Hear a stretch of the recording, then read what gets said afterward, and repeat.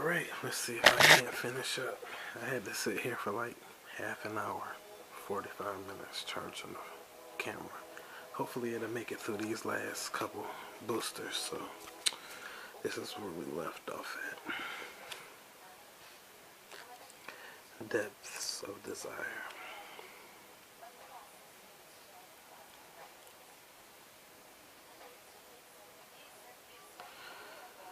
Return the creature to its owner's hand. Pockets full of gold, lungs full of brine. Deep root warrior. Merfolk. My merfolk migrate in the green. We breathe from our soul and bones to give strength to the jungle. The jungle breathes from its roots and rivers to give strength to us. Gilded sentinel. A golem. The river heralds fight to keep all others from reaching the golden city. The city has its own defenses. Thrash of raptors. Duress, we already saw one of these. It's an enchantment that gives you 2 life. Oh shit. Sacrifice an artifact or creature and it deals 1 damage to a player or creature. It's an enchantment. Storm Fleet Spy. Human Pirate. Raid. That's just weird. That ability is weird. That's crazy. It damages you like horribly. Ranger and Raptors. I'm gonna have to hurry up. I don't got much time. I know it.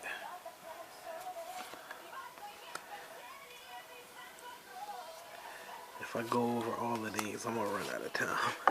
So I'm just gonna go over the blues since that's what I'm interested in. Alright, that was the end of that one. So I got these 2 packs and 1 left in the package. This one.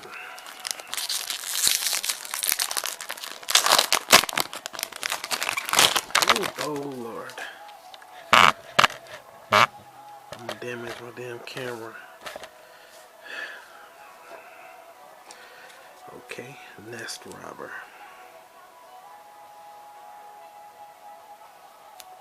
This is sad, man. These sailors on our shores are like the dinosaurs that plunder eggs from nests. They live on the labor of others. That's sad.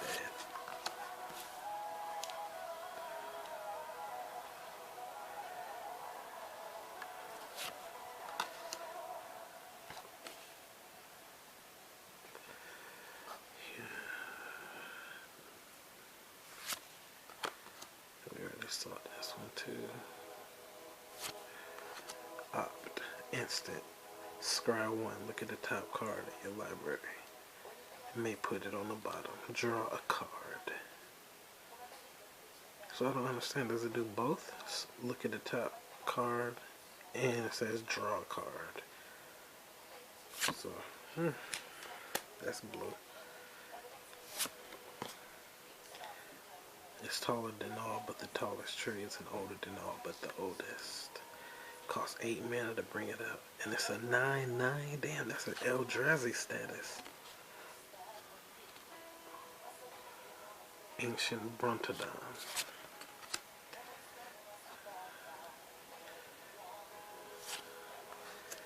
I was looking at this. I was going to say something about it. So it's an artifact equipment.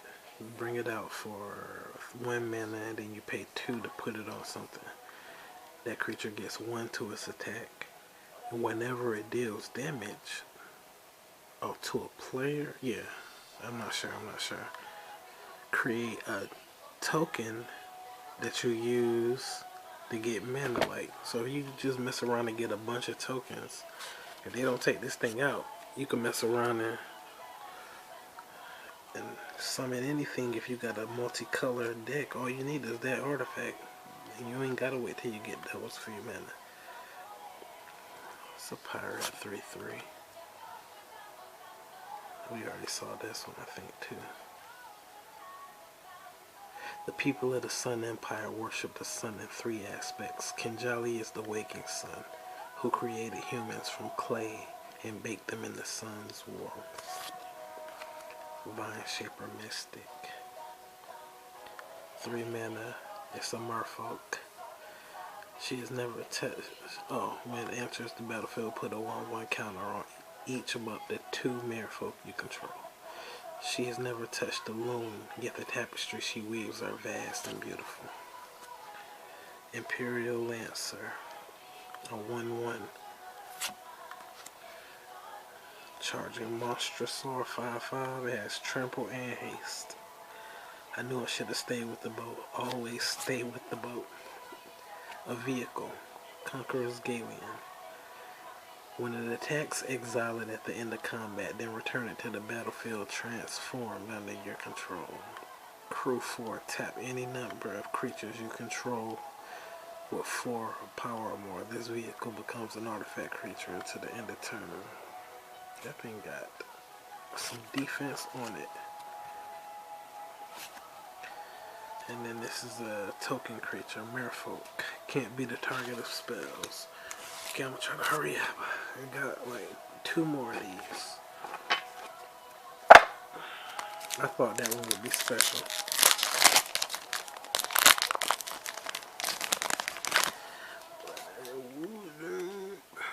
Let's see. Let me see. Maybe I can zoom out a little bit. I'm not getting a very good anything here. That's not getting a very good picture. Whenever it's dealt damage, it does 3 damage to a target opponent. Wow. That's what enrage means. Damn. How much do it cost to bring something like that out? 6 mana. The vampires are all white here. Target creature gets 2/2 until end of turn. If it's a vampire, it gains first strike as well. The Feast of Blood sends new life essence flowing through the vampire who partakes, manifesting as even greater strength and speed. Commune with dinosaurs. It's a sorcerer for 1 mana. Look at the top 5 cards of your library. You may reveal a dinosaur or land and put it into your hand. Put the rest on the bottom in any order. Sailor Remains. 3 mana. A pirate. When Sailor Remains enters the battlefield, create a colorless token that does that. The mana thing. An artifact, another chalice. 2 mana for an instant. Draw 2 cards. A sorcery does 3 damage to a creature. Fleet Interloper, 2/2 menace. And it explores, so you grab a land. Encampment Keeper, 1/1. Stormfleet Arsonist, 4/4. Emergent Growth. Target creature gets 5/5 until end of turn and must be blocked this turn if able. Damn. A dinosaur. Sorcerer, River's Rebuke. Return all non-land permanents target player controls to their owner's hand. That's what that blue magic is about. Wreaking havoc. But not really aggressive, just banishing and countering and keeping you at bay, I guess. It's defensive. I hurt myself moving furniture. I looked down and this was still on, but it was a red line under it of blood. I had to peel it off the little skin there hanging off. I had to like peel it off. It took a long time to get it off without really hurting myself. But now that shit hurts. So I had to put gloves on and move a bunch of wood. That shit hurt the whole time. Pain. This is the last booster. I'll be able to look into these cards a little deeper with another video. Vampire Soldier with flying. The vampire's called it. Oh, we already seen that. Exaltation. We've seen this as well. Dual shot. Seen this as well. Slash of talons. 2 damage to attacking or blocking creature on anybody. So 2 other people attacking. You can add this onto it for a minute and try to kill something. We've seen this one with the wind. It gets 2/2 and has flying. River and sea and jungle and sky. Water flows freely between the 2 halves of the world. We are creatures of the water. Ixalan's keeper. A shaman. Pay 8 mana and sacrifice it. And the target creature gets 5/5 plus trample to the end of turn. A cancel, countering a target spell. A wizard, water trap weaver, enters the battlefield, tap another creature somebody controls, and it doesn't untap on the next turn. Hijack.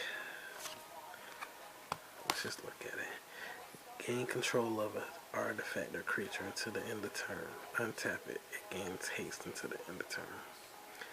Trapped on Ixalan, the planeswalker Angrith is the only Minotaur sailing the seas. No matter how many ships he captures, he cannot break free.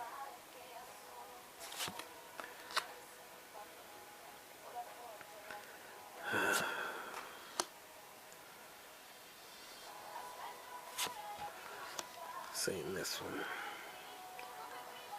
Like ribbons of wind and wisdom, the Kodos fly, twisting mystery into truth, shaping the clouds to suit their inscrutable will. Fiery cannonade. Deals 2 damage to each non-pirate creature. Damn.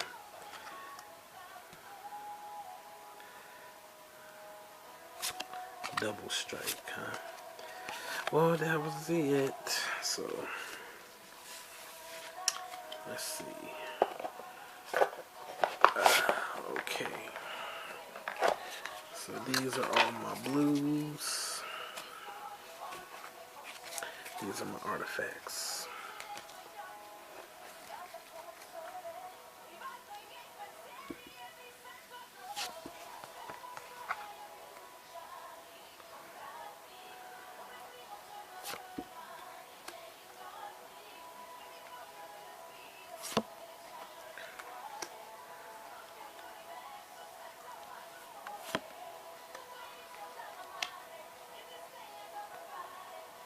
River's Rebuke. Carefully following the thematic compass Nicole Bolas had given her, Vraska plundered straight into the River Herald's trap. Blundered straight into the River Herald's trap.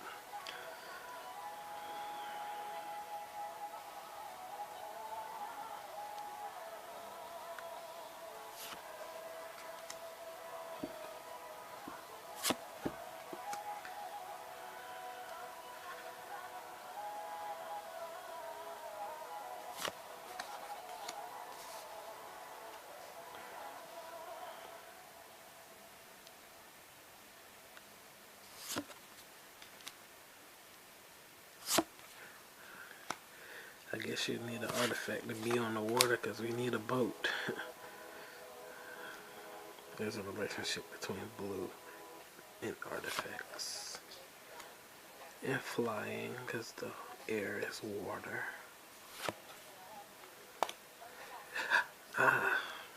Keep hitting this little flap. Trying to cut it off, but it just, I guess it keeps peeling, so I guess I just need to leave it alone.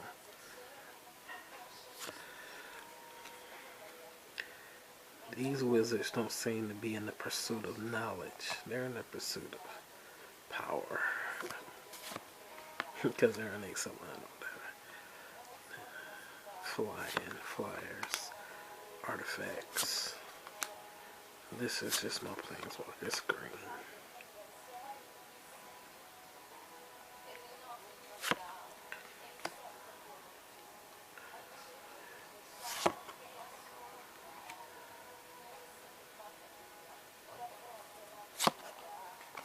I wonder if money qualifies as an artifact.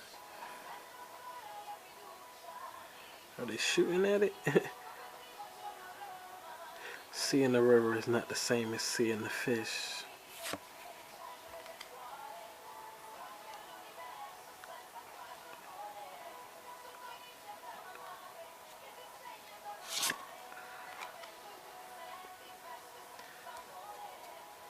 Can't be blocked. No rippers, or no ripples, no splashes, no warning.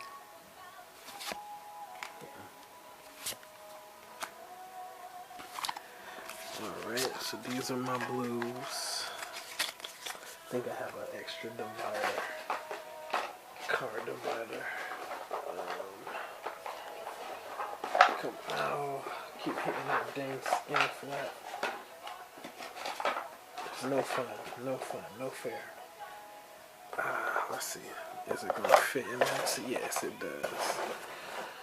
So behind the mana, I put my blue magics, and I just throw the artifacts in there with them. On the other side, I have all the regular cards that came. And while I still have a few minutes, so I need to hurry up. I'm assuming I have a few minutes. I'll go over the few pages that I skipped. I was looking at it. Let me see. This is the card index.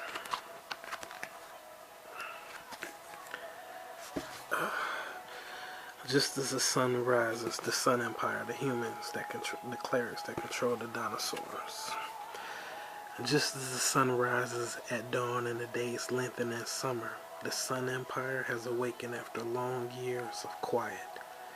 Besieged by pirate raids and the advance of the Legion of Dusk. Caught between the invaders from the sea and the wall of the jungle behind them, the Sun Empire rises in fury to fight off its enemies.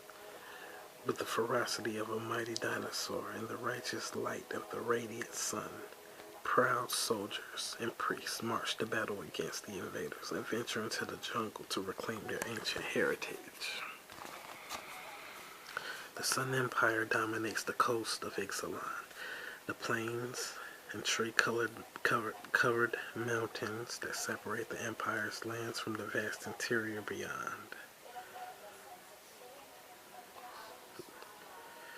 And now, Apatsek Intli III, newly ascended to the throne, has begun to lead the Sun Empire into a new rainforest to find and reclaim their ancestral home and formal capital, the Golden City of Orazka. So this is actually the Sun People's thing, huh?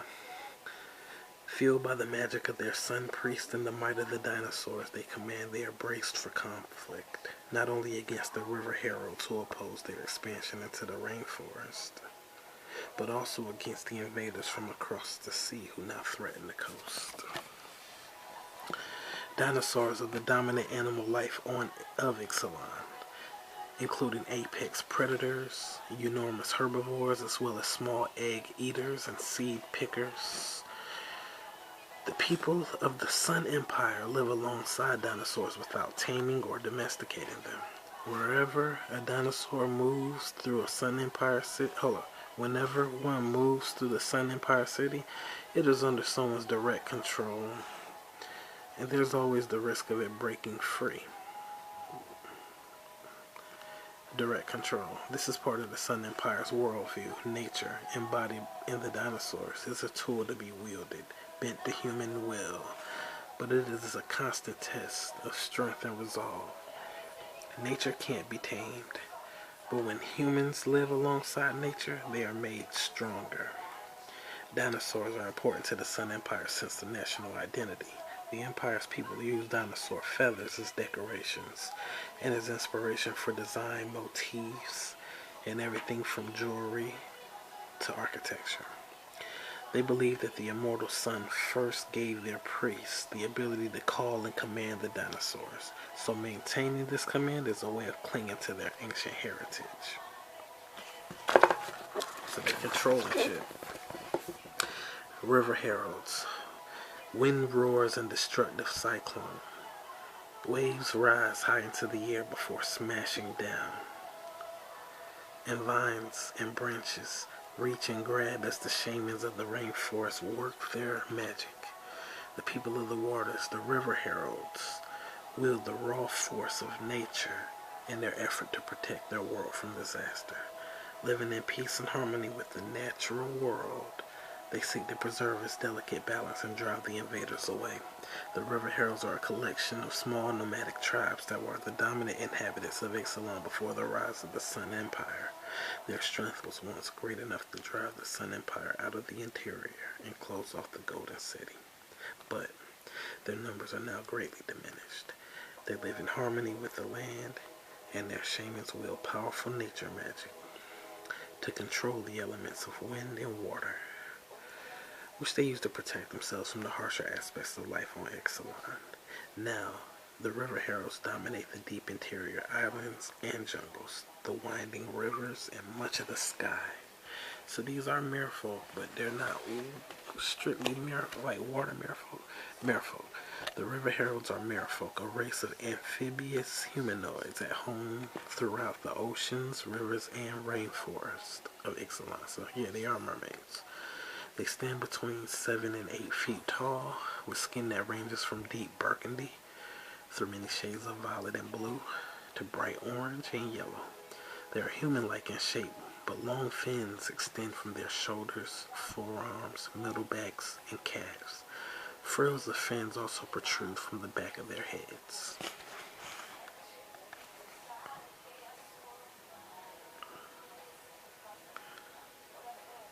Angelfish. All merfolk can breathe air or filter oxygen from water, and they can walk on land or swim with equal ease. But there are actually two separate subspecies on Ixalan. The green merfolk favor the land, walking among the trees and savoring the sunlight that filters through the leaves. And the blue merfolk are more at home in the waters of the great river and the inner sea. Legion of Dusk. The vampires. 8 centuries ago, the distant homeland of the vampires was a diverse assembly of nations and city-states, enjoying a renaissance of scientific progress. The homeland of the vampires was a diverse assembly of nations and city-states, enjoying a renaissance of scientific progress, artistic flourishing, and vibrant trade. As war erupted against a remote mountainous nation, though the Legion of Dusk was born, led by deadly vampire conquistadors. The forces of the Legion swept inexorably across the continent. That distant continent now lies entirely under the Legion's control, and Legion colonies exist elsewhere around the world. Now they have come across the sea as they seek to conquer the Sun Empire and claim the power of the Golden City along the way. The Society of Vampire Nation is forged from an alliance between a powerful church and an iron-fisted monarch. Their army of conquistadors, stronger, faster, and more ruthless than any human soldiers, came to rule the entire continent around their homeland. The vampires are viewed as holy figures, like dark paladins, and their undead existence is full of ritual and taboo. Perhaps most importantly, they feed only on the blood of the guilty, enemies of war, rebels against the state, or heretics who defy the church. Of course, not all vampires are so selfless.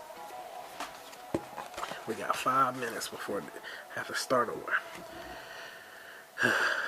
Because most of the population ruled by the Legion remains human, the vampires' constant drive for conquest serves to ensure they always have an enemy's blood to drink, so they don't turn on their own people. Their expeditions of discovery and conquest are led by vampire conquistadors and clerics, with humans serving only as support roles as sailors and menial laborers.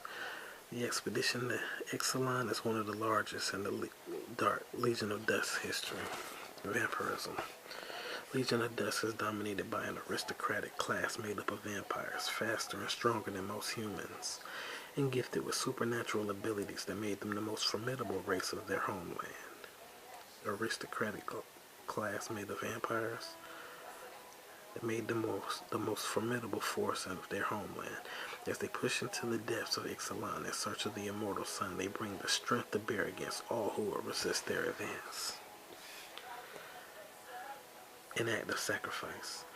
For many vampires, the rite of redemption that transforms a human into a vampire is an act of personal sacrifice, paving the way for a promised, glorious age. These vampires are often guided by their dual loyalties to church and crown, believing that the monarch acts with righteous power and that they have a right to claim new lands despite the people already inhabiting those lands. A means to power. Other vampires view vampirism as a means to achieve a powerful advantage. These vampires are fierce, ruthless, and often cruel. They can be politically ambitious, invoking the nation's hierarchy when it serves their interests, and ignoring the rules of church, state, and morality when they become a burden. These vampires relish conflict and ostentation. They are conquistadors motivated by the prospect of personal glory and the accumulation of riches. One more. Let's see if I can read this last one. Well, actually, then it talks about Jace, and then we got Vraska, who I got 2.5 minutes. Brazen Coalition. No rules, no constraints, endless possibilities, and a chance to prove your worth on your own terms.